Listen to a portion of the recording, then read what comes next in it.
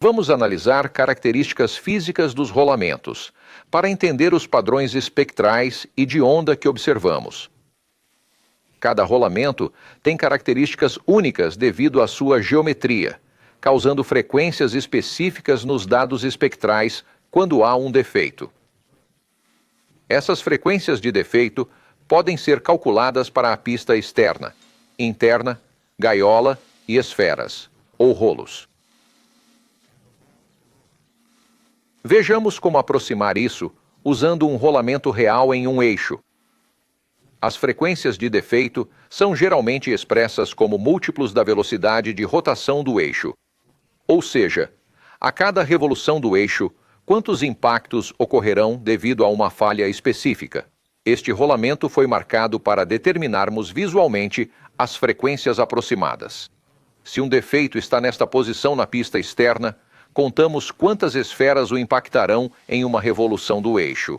1, 2, 3, 4, 5 e um pouquinho mais.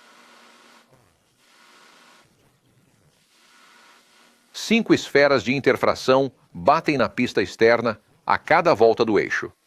Note que não é exatamente 5, mas 5 e uma fração.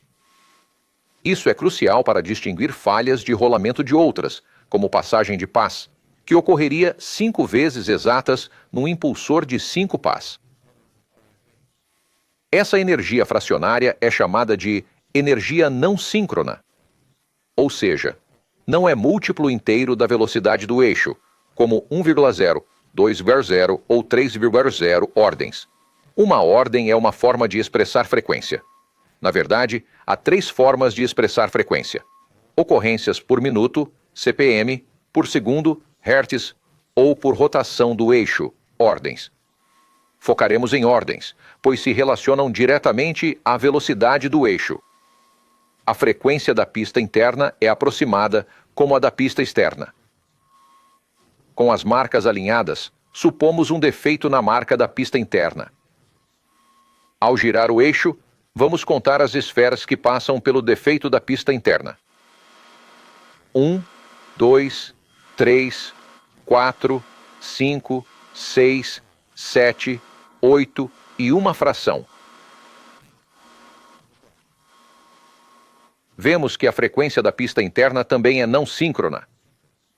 Note que a frequência da pista interna é 8 e fração, enquanto a externa era 5 e fração.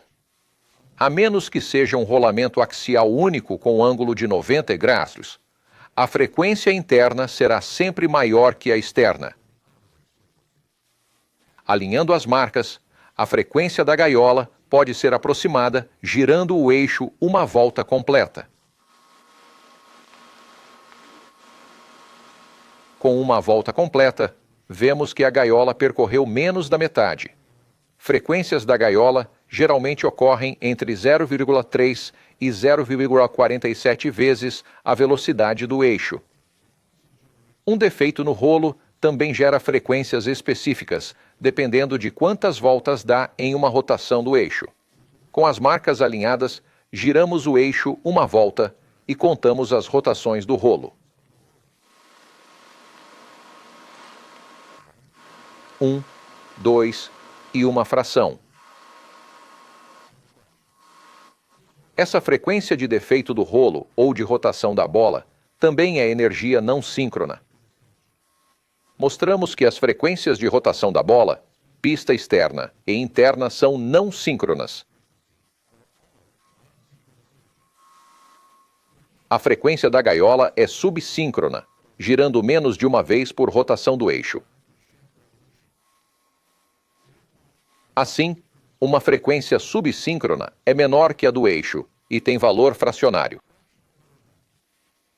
A frequência da gaiola será menor que 0,5 vezes a do eixo, geralmente 0,3 a 0,47 vezes, exceto no caso raro mencionado: rolamento axial com ângulo de contato de 90 graus, ou em aplicações onde a pista interna está estacionária.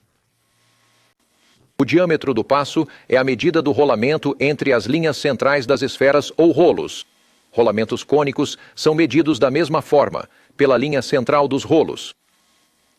O ângulo de contato é 0 para rolamentos sem carga axial, como este de esferas. Este rolamento de esferas de contato angular tem ângulo de contato de 30 graus. É medido da linha central das esferas até o centro da curva. É crucial saber o ângulo exato, pois os cálculos variam conforme o ângulo. O ângulo de contato e diâmetro do passo não estão disponíveis facilmente. Geralmente, é preciso contatar a engenharia do fabricante para essa informação. Alguns fabricantes consideram isso confidencial e só fornecem frequências calculadas. Uma pergunta comum é: ao inserir dados de rolamentos duplos, usa-se o total de elementos ou só os de uma fileira? Vamos analisar este rolamento duplo e determinar a resposta. Se houver um lascado em um lado da pista externa, só uma fileira de rolos passará pelo defeito. Portanto, a frequência deve ser calculada com base no número de elementos rolantes em uma fileira. Essas frequências podem ser determinadas matematicamente inserindo os dados físicos do rolamento em equações genéricas. O cálculo em ordem é para a frequência da pista externa, como mostrado aqui. Na equação, NB é o número de esferas, BD, o diâmetro da esfera, PD, o diâmetro primitivo, e θ, o ângulo de contato. Esta é a equação para calcular a pista interna. Esta equação é usada para calcular a frequência fundamental do trem ou gaiola. Esta equação final é usada para determinar a frequência de rotação da esfera.